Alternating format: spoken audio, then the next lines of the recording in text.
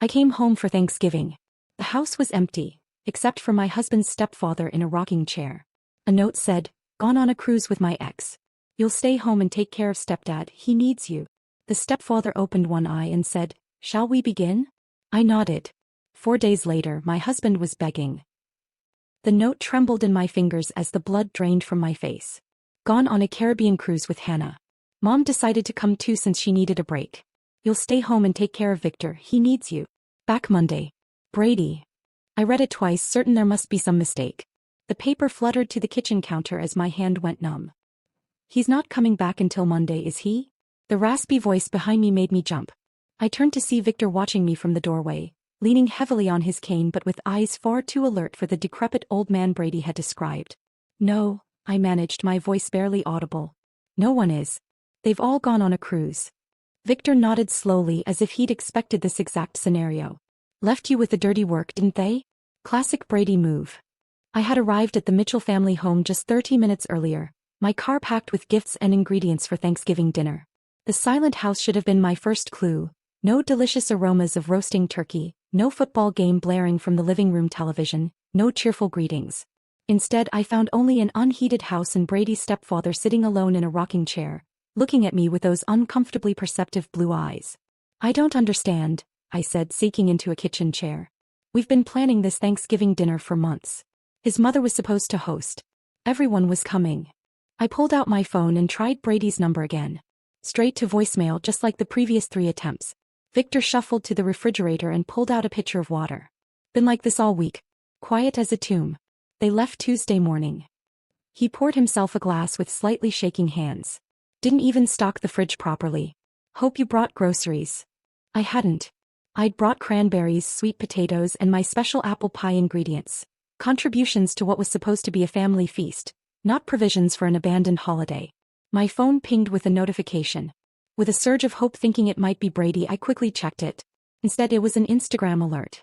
Brady's sister had tagged him in a photo. With trembling fingers, I opened the app. The image knocked the wind from me. Brady standing on a cruise ship deck, his arm around a young blonde woman I recognized as Hannah, his work colleague he'd mentioned increasingly often these past months. They were holding champagne flutes, toasting the camera. The caption read, #New Beginnings Caribbean Getaway with at Brady Mitchell and Family. Family. The word stung like salt in an open wound. I scrolled through more photos. There was Brady's mother Elaine, sipping a cocktail, looking anything but like someone who needed a break from caring for Victor. Another photo showed Brady and Hannah at what appeared to be a romantic dinner. The post was timestamped 2 days ago, which meant this had been planned long before Brady told me we were expected at his mother's for Thanksgiving. "Find something interesting?" Victor asked, studying my face.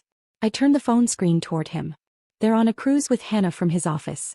The one he said was just a colleague." My voice cracked.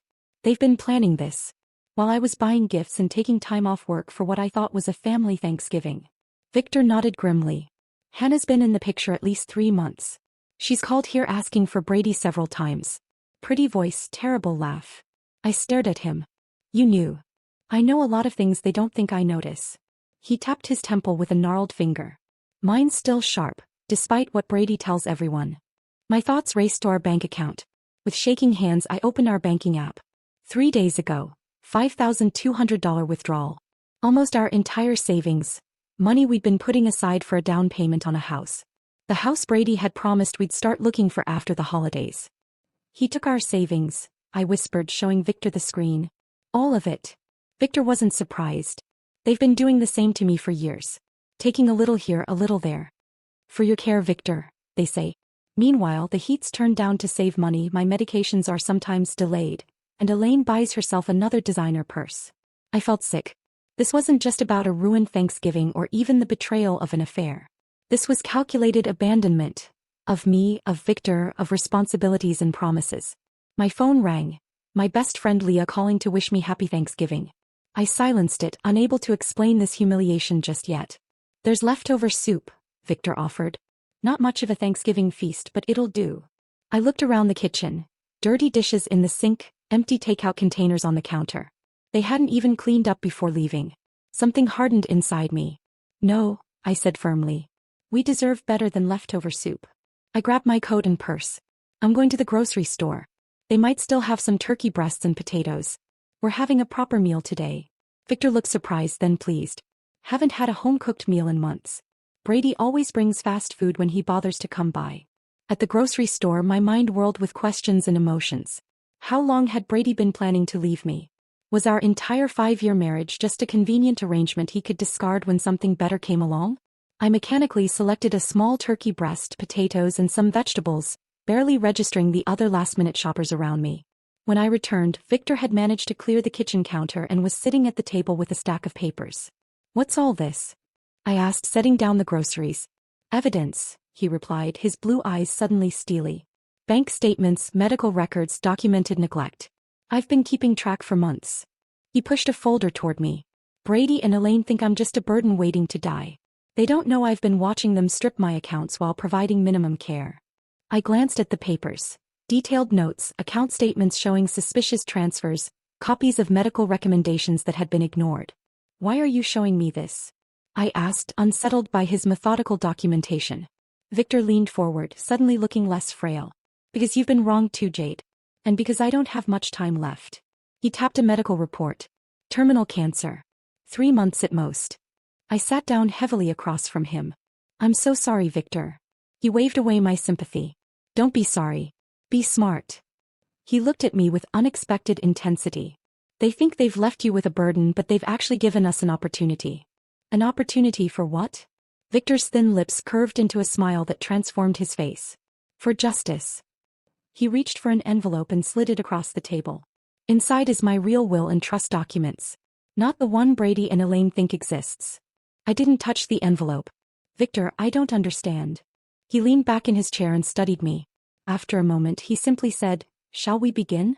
Those 3 words hung in the air between us, loaded with possibility and hidden meaning. Before I could respond, he explained his proposition. Help him document the family's neglect and betrayal, assist with his final arrangements, and he would ensure I'd be taken care of financially after he was gone. The family who abandoned us both would lose everything they thought was coming to them. I stared at him, this man I barely knew but with whom I suddenly shared a profound connection. We had both been deceived and discarded by the same people. Outside, the late afternoon shadows lengthened across an empty driveway where a family should have gathered. Inside, an unexpected alliance was forming. "Yes," I said finally, surprising myself with the firmness in my voice. "Let's begin."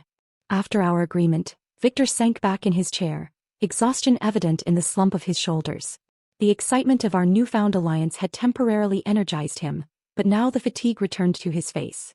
"You should rest," I said, noticing the pallor beneath his weathered skin. "I'll finish making our dinner." Victor shook his head. "First, there's something you need to see." He pushed himself up with effort. "My medical records. You need to understand what we're working with, and how little time we have." He led me to a small bedroom that had clearly once been an office but was converted into a makeshift sleeping space. A hospital bed occupied one corner, though Victor hadn't been using it. Instead, a regular twin bed against the opposite wall showed signs of use. "Can't stand that contraption," he explained, gesturing at the hospital bed. "Makes me feel like I'm already in hospice." From a locked drawer in the desk, Victor withdrew a thick folder labeled simply, "Medical." He handed it to me without ceremony. "Pancreatic cancer," he said flatly as I opened it. "Stage 4. Diagnosed 3 months ago." I scanned the documents, my stomach tightening at the clinical descriptions and grim prognosis. Various oncologists' notes, treatment recommendations, and scan results told the unmistakable story of a terminal illness. 2 months, Victor added. "Maybe less now." The last scan showed rapid progression. I looked up sharply. "Brady knows this?" "Oh yes. They all do. His mother was at the appointment when we got the diagnosis. 2 days later, she started talking about how she needed a break from caretaking." His laugh held no humor. 66 years old and claiming exhaustion while I'm dying at 78. The cruelty of it struck me like a physical blow. "They abandoned you knowing you only had months left?" "Weeks more likely." Victor eased himself onto the edge of the bed. "But that's not even the worst of it. Look at the medication list." I flipped to the prescription sheets. Multiple medications were listed. Pain management, anti-nausea drugs, enzymes to help with digestion. "Check the bathroom cabinet," Victor directed. "Compare what's there with what should be there." In the adjoining bathroom, I found a disorganized collection of pill bottles. As I examined them, comparing with the documentation, disturbing discrepancies emerged. The powerful pain medication had been refilled twice according to the pharmacy labels, but the bottle was nearly full. The expensive enzyme supplements were only half full when they should have been almost untouched based on the refill date. They've been diluting them, Victor confirmed when I returned with the evidence. 1 pill instead of 2. Half doses of the pain medication. And those appointments for the palliative care specialist? Too expensive, Elaine said. My hands trembled with anger as I returned the documentation to its folder. That's not just neglect, Victor. That's abuse. It's what happens when people see you as an obstacle rather than a person. He pulled a small notebook from beneath his pillow and handed it to me. I've been keeping track. Times when medications were missed or reduced. Appointments canceled. Money that disappeared from my checking account for home care supplies that never materialized. The meticulous documentation stunned me. Pages of dates, times, specific incidents. Despite his illness, Victor's mind remained razor-sharp. Let me fix you something to eat, I said, needing a moment to process everything. You must be hungry. In the kitchen I found pitiful supplies. A few cans of soup, some stale bread, milk on the verge of spoiling. From my grocery run, I managed to put together a decent meal of roasted turkey breast, mashed potatoes and green beans. Not the Thanksgiving feast I'd planned, but far better than leftover soup. As we ate at the small kitchen table, Victor studied me. Tell me about your marriage, he said finally. When did you first notice Brady wasn't who you thought he was? The directness of the question caught me off guard. I poked at my food, considering how to answer. It was gradual, I admitted. When we first met, Brady was attentive, supportive of my graphic design work. I was building my client base, had my own small studio apartment, good friends. I paused, realizing how much had changed. After we married, he suggested I work from home to save on studio rent. Made sense financially, but then my equipment kept having issues. Computer problems, software glitches. Victor nodded knowingly. Isolation tactic. Exactly. Then came suggestions about which clients weren't worth my time, concerns about me being out late with friends. He'd check my phone, claiming he was just looking for a number. The patterns were so clear in hindsight. When my father died last year and left me $30,000, Brady insisted we put it in our joint account for our future. That money was supposed to be for our house down payment. The money he just spent on a cruise with another woman, Victor added quietly. I set down my fork, appetite gone. 6 years of my life. And now I find out he's been planning to leave me while spending our savings on his co-worker. People like Brady and Elaine see relationships as transactions, Victor said. I learned that too late with her. I was already successful when we met, widowed with a comfortable portfolio from my banking career. She was charming, beautiful, and Brady was just a teenager who seemed to need a father figure. He sighed heavily. After we married, things changed. Expenses increased, justified as living the life we deserve. When I tried to maintain some financial boundaries, I became the villain. Stingy, controlling, not really committed to the family. That sounds familiar, I murmured. After dinner, Victor led me to his study. A small room Brady's mother had converted to a meditation space, but that still held Victor's desk. Help me with the painting, he requested, pointing to a mediocre landscape on the wall. Behind it was not as safe as I expected, but a loose panel in the wall. Victor removed it and pulled out a weatherproof document case. My real assets, he explained, spreading the contents across the desk. Investments Elaine knows nothing about. Property in Vermont. Accounts in the Cayman Islands from my banking days. I stared at the documents in shock. The amounts were substantial.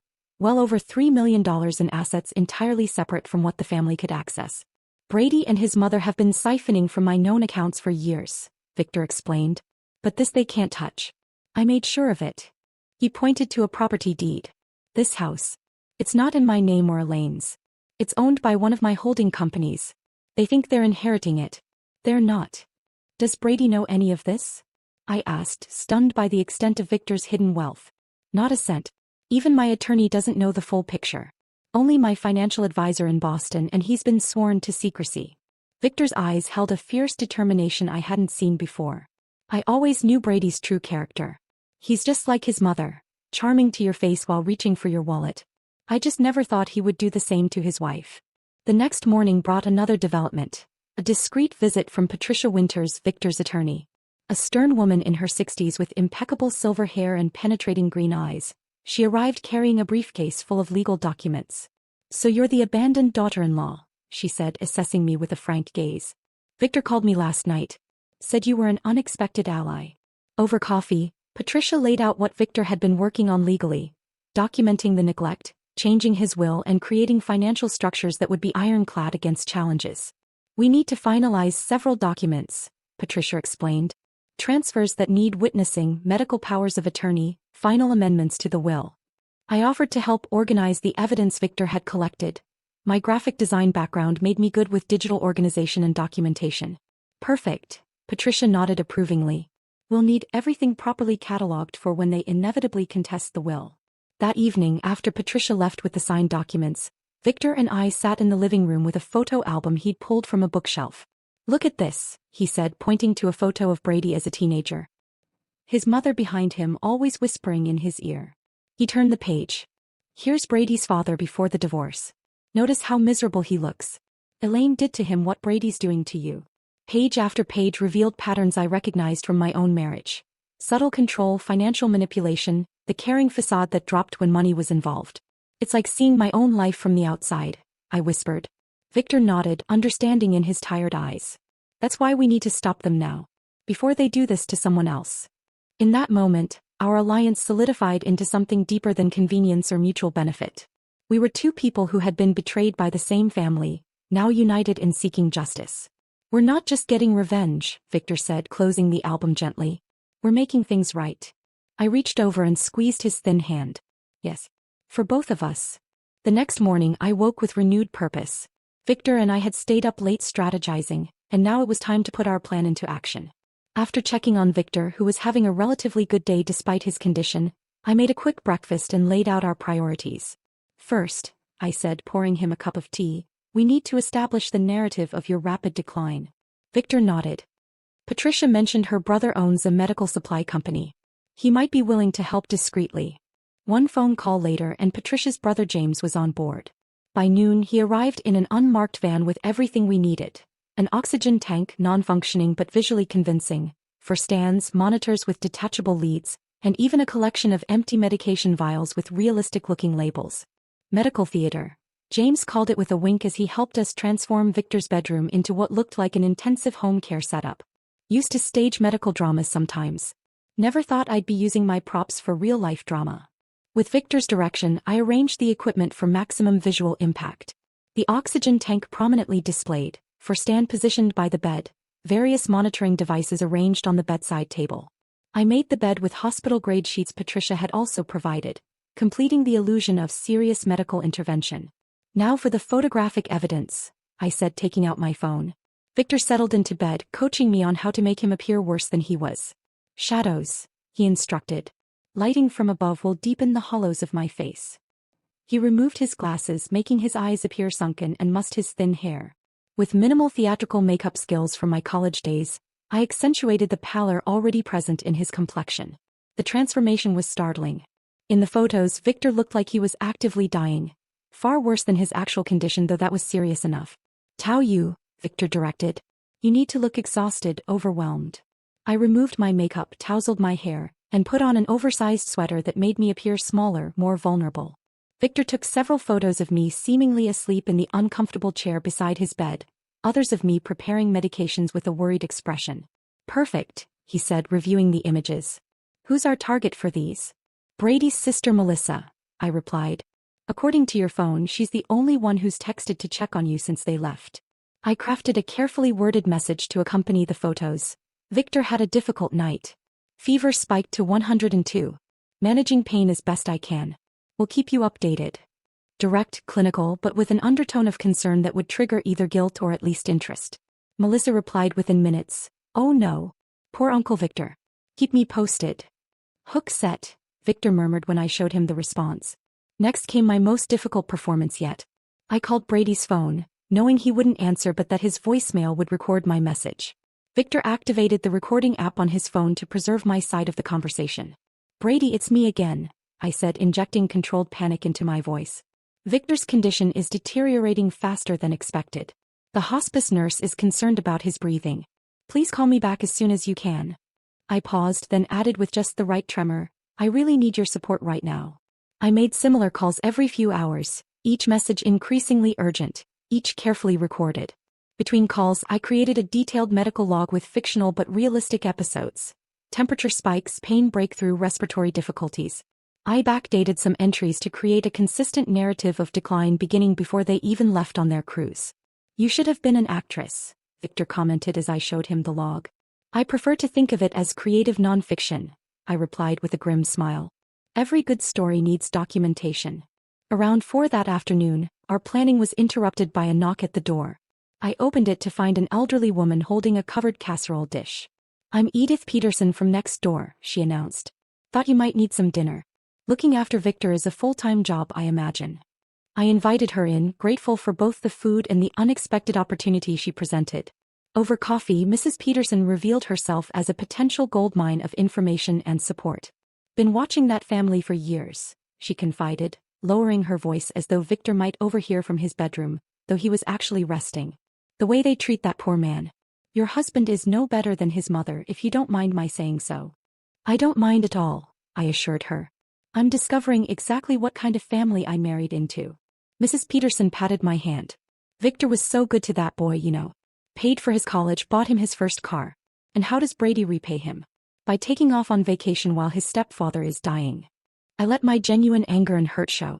They left me a note. Just a note telling me to take care of him. Shameful, Mrs. Peterson declared. Absolutely shameful. You know, the whole neighborhood has noticed. Last month when Victor fell in the yard, it was my Harold who helped him up. Brady was inside watching football, ignored our knocks completely. By the time she left, Mrs. Peterson had promised to spread the word among the neighbors that Victor needed support and visitors while his family was selfishly gallivanting in the Caribbean. I carefully documented her statements and the date of her visit. Over the next 2 days, 5 more neighbors visited, each with their own stories of witnessing Brady's neglect of Victor. Each visit strengthened our case and provided additional witnesses to both Victor's apparent decline and the family's absence during what they believed to be his final days. On Saturday morning, Patricia returned with the final documents for the asset transfers. We drove Victor to the local bank where he'd been a customer for over 30 years. The manager, Mr. Collins, greeted him warmly. Victor, good to see you out and about. How are you feeling?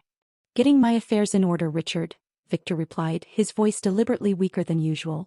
Memory still sharp even if the body's failing. In the privacy of the manager's office, Victor officially transferred control of his hidden assets to a series of trusts that would benefit me and several elder care charities. Mr. Collins watched with sympathy as Victor's shaking hand signed each document. Your stepson was in last week, the manager mentioned casually as we completed the paperwork. Asking about your accounts. I reminded him that without proper authorization. Victor smiled thinly. Always planning ahead, that boy. I remember when he came in to cash that check for his graduation gift, Mr. Collins continued. Didn't even thank you. Just complained it wasn't enough for the car he wanted. Another piece of evidence, another witness to Brady's character. That evening, as we were reviewing our progress, Victor's phone rang with a video call from Melissa. We quickly put our plan into action, arranging Victor in bed surrounded by medical equipment, an oxygen cannula in his nostrils. I mussed my hair and pinched my cheeks to bring a stressed flush to my face. When I answered the call, the camera showed me first, looking exhausted. Oh, Jade, Melissa gasped. You look terrible. Is everything okay? Managing, I said simply, turning the phone toward Victor, who gave an Oscar-worthy performance of semi-consciousness, his breathing deliberately labored. Uncle Victor? Melissa called. It's Melissa. Can you hear me? Victor's eyes fluttered weakly. Melissa, he whispered. That you, sweetheart? The concern in Melissa's voice sounded genuine, but what came next revealed her true priorities. Should we come home early? Is he going to make it until Monday? I turned the camera back to my face. It's hard to say. The hospice nurse thinks his systems are shutting down. If you want to say goodbye. Let me talk to Brady and Mom, she said quickly. The thing is, these tickets were non-refundable and Mom's been so stressed lately. I nodded understandingly while fighting back genuine disgust. Of course. It's just that Victor keeps asking for Brady.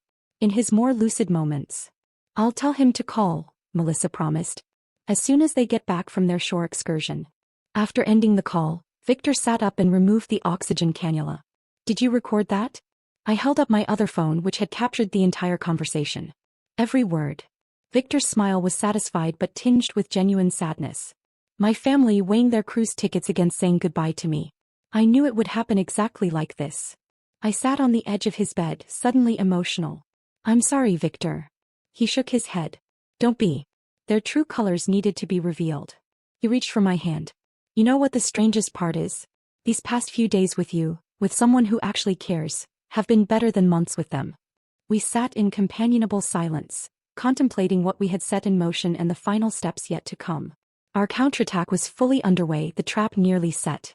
Now we just needed to spring it at precisely the right moment. Sunday morning dawned with a subtle shift in the atmosphere. As I brought Victor his morning tea, I noticed his hands trembling more than usual, a bluish tint around his lips that hadn't been there before. You don't have to pretend for me, I said softly, helping him sit up. You're really not feeling well today, are you? Victor's smile was thin but genuine. Ironic, isn't it? After all our play acting, the real thing sneaks up on us. I called the hospice nurse who had been making weekly visits before the family left. She promised to come by that afternoon but advised me on managing his comfort in the meantime. This wasn't acting anymore. Victor was actively declining and a rush of protectiveness swept over me. Our revenge scheme suddenly felt secondary to ensuring his comfort and dignity. What would you like for breakfast? I asked, trying to maintain normalcy. Peaches, he said, surprising me. Fresh peaches with cream. My late wife Martha used to prepare them every Sunday morning. The request sent me to 3 different grocery stores before finding decent peaches in November. When I returned and prepared them as he described, sliced into perfect crescents with a dollop of whipped cream, Victor's eyes misted over at the first bite. Just like she used to make, he whispered. No one's bothered to remember such things about me in years. Throughout the day, I found myself doing things not for our plan but simply for Victor's comfort. Adjusting his pillows, reading aloud from his dog-eared copy of Raymond Chandler's The Big Sleep, playing the classical music he mentioned enjoying. The genuine care that had developed between us over our short time together surprised me with its intensity. You know, Victor said during a lucid moment that afternoon, I haven't been treated with such kindness since Martha died 12 years ago. Strange how a stranger has shown me more compassion than my own family. The hospice nurse, Diane, arrived around 3. After examining Victor, she took me aside in the hallway. His organs are shutting down, she said gently. It's happening faster than we anticipated. I'd say he has hours, maybe a day at most. Though I'd known this was coming, the news hit me harder than expected. Should I call the family? I asked, suddenly uncertain about our elaborate plan. Diane shook her head. At this point, it should be about his comfort, not theirs. If they've chosen not to be here. She left the rest unsaid. After she left, I sat beside Victor, who had overheard everything despite our hushed voices. Don't call them, he said firmly. They made their choice. But we do need to finalize some matters. He reached for my hand. Call Patricia.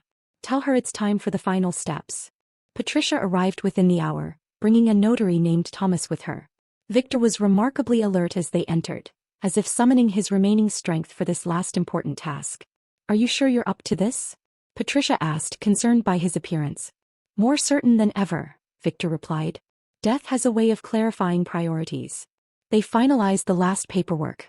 Documents that officially transferred control of his assets to me as trustee, with specifications for charitable donations to elder abuse prevention organizations.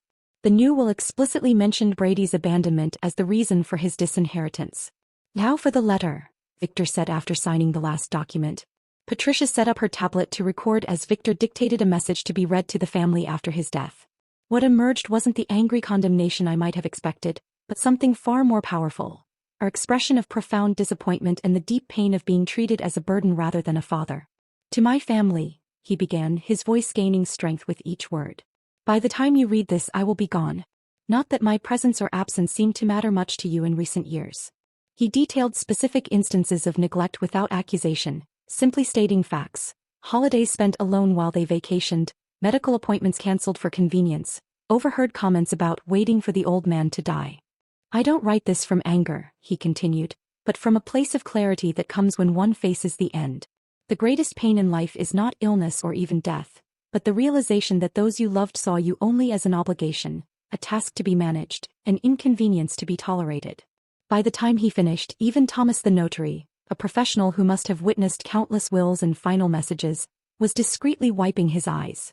Patricia, despite her usual stoic demeanor, reached for Victor's hand. We'll make sure they hear every word, she promised. After they left, Victor asked for his old video camera. They might question my mental capacity, he explained. I want to record my testimony while I'm clearly lucid. I set up the camera, and Victor delivered a 20-minute statement directly to the lens. He was remarkably composed, methodically describing years of gradual neglect and his decision to leave his estate to me. Jade showed me more dignity in 4 days than my family did in 4 years, he stated clearly. She is the only one who earned the right to benefit from what I spent a lifetime building. He described specific incidents: Brady's dismissive comments at doctor's appointments, meals left just out of reach, medications forgotten during weekend trips. The recording was devastating in its calm delivery and damning details. By evening, Victor's energy was fading. I helped him to the living room at his request, settling him in his favorite chair by the window. "There's a bottle of port in my study," he said. "Behind the economics textbooks. Martha and I were saving it for our 50th anniversary." I found the dusty bottle where he described and poured a small amount into 2 crystal glasses I discovered in a neglected cabinet. "To justice," Victor said, raising his glass with effort. "To dignity," I added. We sat together as darkness fell, Victor occasionally dozing while I read to him from his favorite book. He spoke intermittently about Martha, about his early career, about trips they had planned but never taken. Not once did he mention Brady or his mother. Around midnight I noticed his breathing had changed. I set my book aside and simply held his hand. There was no drama, no last-minute revelations or deathbed confessions. Victor simply slipped away, his hand growing cool in mine as his breathing gradually stopped. For a long moment I sat motionless, tears streaming down my face. The man I'd known for only 4 days had somehow become important to me beyond our mutual desire for justice. In caring for him, I'd found a strength and clarity I didn't know I possessed. At dawn, I called Diane, the hospice nurse, who arrived promptly to confirm what I already knew. She seemed surprised by how peaceful Victor appeared. "Many terminal patients show signs of distress," she commented. "He looks like he simply fell asleep." "He did," I said quietly, reading Raymond Chandler and drinking 50-year-old port. After Diane made the official pronouncement, I called a funeral home Patricia had recommended. 2 somber men arrived within the hour to collect Victor's body. One of them knew Victor from community functions and expressed genuine condolences. "He was a good man," he said. "Always generous with the fundraisers." Once they left, the house felt suddenly empty. I allowed myself a few moments of genuine grief before focusing on the next phase of our plan.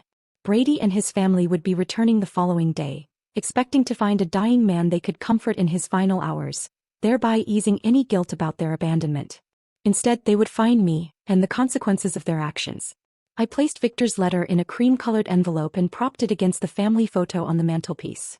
A photo I now noticed showed Brady and his mother smiling broadly while Victor stood slightly apart. In the dining room, I arranged the extensive documentation of neglect in clearly labeled folders: canceled medical appointments, financial exploitation, recorded evidence of neglect. Victor's video testimony was queued up on the television, ready to play at the press of a button. Finally, I went to the master bedroom and packed my few belongings. Beside my suitcase, I placed printouts of the cruise photos Brady and his family had posted throughout the week, creating a stark visual timeline that contrasted their poolside cocktails with Victor's documented decline. Everything was arranged for maximum impact when they returned. A carefully orchestrated revelation that would ensure they faced the full weight of their choices. Standing in the center of the silent house, I felt a profound sense of purpose. This wasn't just about revenge anymore. It was about justice for a man who deserved far better than he'd received from those who should have cared for him most. "It's done, Victor," I said softly to the empty room. "They'll understand exactly what they've lost." I spent Monday morning in a strange calm, waiting for the inevitable. Around noon, I heard the sound of car doors slamming, followed by laughter and chatter as Brady and his family returned from their cruise. Taking a deep breath, I smoothed down the simple black dress I'd purchased the day before and positioned myself in the living room, near Victor's empty rocking chair. The front door burst open. Brady entered first, his mother Elaine right behind him, followed by Melissa and Hannah, the colleague, who was clearly more than that. They were all sunburned and smiling, arms laden with duty-free shopping bags and tacky souvenirs. "Honey, we're home," Brady called out, his voice cheerful until he saw me standing there, my expression solemn. His smile faltered. "What's with the funeral getup?" Elaine pushed past him, dropping her designer handbag on the console table. "Where's Dad? Is he napping?" Her tone was casual, as if inquiring about a pet rather than her dying husband. "Victor passed away Saturday night," I said quietly. The shopping bags in Brady's hands dropped to the floor. Hannah, uncertain what to do, took a step back toward the door. "What do you mean, passed away?" Elaine demanded, as if I'd made a mistake in vocabulary. "He died peacefully in his sleep around midnight," I continued, maintaining my composure. "The funeral service was yesterday afternoon. Many of your neighbors attended, along with Victor's friends from his banking days. Quite a lovely turnout actually. Brady's face cycled through shock, disbelief and then, most tellingly, calculation. You held the funeral without us? Without his family. His family was invited, I replied. I left multiple messages about his declining condition. You chose not to respond. Melissa stepped forward, her face pale beneath her tan. I told you about that call, Brady. I said Uncle Victor looked really bad. Brady waved her off impatiently. This is unbelievable. We need to sit down. Yes, I agreed. We do. I gestured to the living room where Victor's letter waited on the coffee table. They filed in silently, nobody wanting to sit in Victor's rocking chair, which stood empty like an accusation. There are some things you need to know, I said, picking up the cream-colored envelope. Victor left this letter to be read to you upon your return. Did he change his will? Elaine interjected bluntly. Is that what this is about? I met her eyes directly. Perhaps you should hear his words first. I unfolded the letter and began reading Victor's message. His disappointment flowed through my voice. The holidays spent alone, the doctor's appointments cancelled for convenience, the overheard comments about waiting for the old man to die. As I read, I watched their reactions. Elaine's face hardened defensively. Brady fidgeted, avoiding eye contact with anyone. Melissa looked increasingly uncomfortable. The greatest pain in life, I read, is not illness or even death, but the realization that those you loved saw you only as an obligation, a task to be managed, an inconvenience to be tolerated. When I finished, a heavy silence filled the room. Hannah, clearly wishing to be anywhere else, stared at her feet. Finally, Brady cleared his throat. Look, Dad was confused at the end. His medication. Victor was perfectly lucid, I interrupted. In fact, he made a video statement you might want to see. This is ridiculous, Elaine declared. Some end-of-life ramblings from a sick old man don't change the legal realities. Brady is his next of kin and… Actually, I said, standing up, there's more you should see. I led them to the dining room where I'd arranged the evidence files. Brady's eyes widened as he took in the meticulous documentation laid out in chronological order. What is all this? He demanded. Evidence, I replied simply. Of financial exploitation, medical neglect, and abandonment. I opened the first folder, revealing bank statements with highlighted transfers. Victor kept detailed records of every dollar taken from his accounts for supposed care expenses that were never provided. Elaine snatched up one of the statements. He gave us that money. We were caring for him. By leaving him alone for Thanksgiving with inadequate medication, no food in the refrigerator, and the heat turned down to 62 degrees? I asked, opening another folder containing the timeline of their departure preparations. There are statements from 6 different neighbors who witnessed his neglect. And then there's this. I pressed play on the tablet and Victor's video testimony began. His calm, articulate description of years of mistreatment silenced even Elaine's protests. Brady's face grew increasingly pale as Victor described specific incidents. Medications diluted, appointments cancelled, disparaging comments made when they thought he couldn't hear. This is all a setup, Brady finally sputtered, jabbing a finger toward me. She manipulated a dying man. The doorbell rang before I could respond. Perfect timing.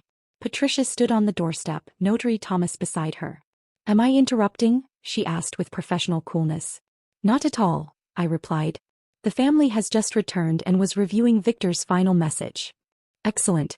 Then I can proceed with the official notification. Patricia placed her briefcase on the dining table and removed several documents. As executor of Victor Harmon's estate, I'm here to inform you of the provisions of his final will and testament. Brady straightened, composing himself. A smug smile began to form on his lips. Fine. Let's get to the point. Patricia adjusted her glasses. The will is quite straightforward. Victor Harmon has left the entirety of his estate to Jade Mitchell, with provisions for substantial donations to several elder abuse prevention organizations. The stunned silence that followed was broken by Elaine's shrill voice. That's impossible. We're his family. The will explicitly cites abandonment and neglect as reasons for disinheritance, Patricia continued calmly. It has been properly witnessed, notarized, and filed with a court. Mr. Harmon was examined by 2 separate physicians who certified his mental competence at the time of signing. Brady's smugness evaporated. This is fraud. We'll contest it. You're welcome to try, Patricia replied, unfazed. However, given the extensive documentation of neglect, the video testimony and witness statements, I would advise against it. You'd only be spending money you don't have. What do you mean, money we don't have? Elaine demanded. Patricia exchanged a glance with me before continuing. The properties you currently occupy, including your primary residence, belong to the Harmon Family Trust, which is now under Jade's control as trustee. Furthermore, the investment accounts you've been drawing from have been frozen pending audit for potential financial abuse. Brady's face drained of all color. That's not possible. The house is mine. Dad promised. Victor promised nothing, I interjected. You assumed. There's a difference. The implications were sinking in. Brady had spent their savings on the cruise, counting on his inheritance to cover their mounting debts. The house they lived in wasn't his to sell or borrow against. What about our college funds? Melissa asked in a small voice. Grandpa set those up for us. Brady couldn't meet his sister's eyes. Patricia answered gently. Victor provided funds to your father for that purpose several years ago. However, those accounts were never established. Melissa turned to Brady, horror dawning on her face. You spent our college money? The family erupted into accusations and denials. Hannah quietly slipped out the front door, escaping the implosion. I let the chaos continue for a few minutes before stepping away to retrieve my suitcase from the bedroom. When I returned, Brady followed me into the hallway, his demeanor completely transformed. Jade, please, he begged, his voice breaking. We can work this out. I made a mistake with Hannah. It didn't mean anything. We can start over. I'll change, I promise. I looked at this man I had once loved, seeing him clearly perhaps for the first time. Behind the handsome features and practiced charm was someone who had never truly cared for me, or anyone but himself.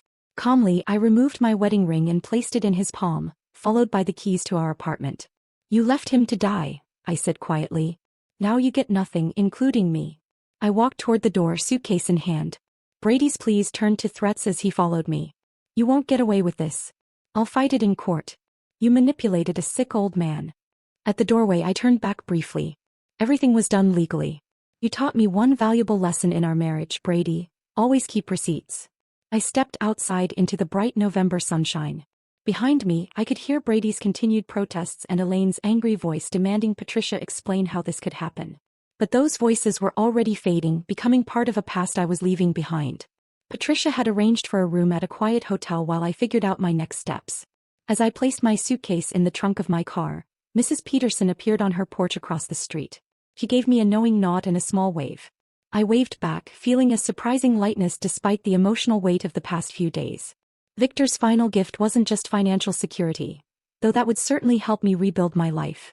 The true gift was the clarity and strength I'd found while helping him find justice. As I drove away from the house and the shattered family inside it, I wasn't thinking about revenge or even vindication. I was thinking about second chances, about honoring Victor's memory by living well, and about the unexpected bond that had formed between two people who'd been discarded by those who should have cared for them most. Victor had found peace. Now it was my turn to do the same. Thank you for staying with this story until the end. My favorite moment was when Victor shared his cherished port wine saved for an anniversary he never reached. Such bittersweet dignity in that glass. Which scene touched your heart most deeply? I treasure every comment sharing your thoughts. Subscribe for more stories where justice finds its way to those who deserve it most.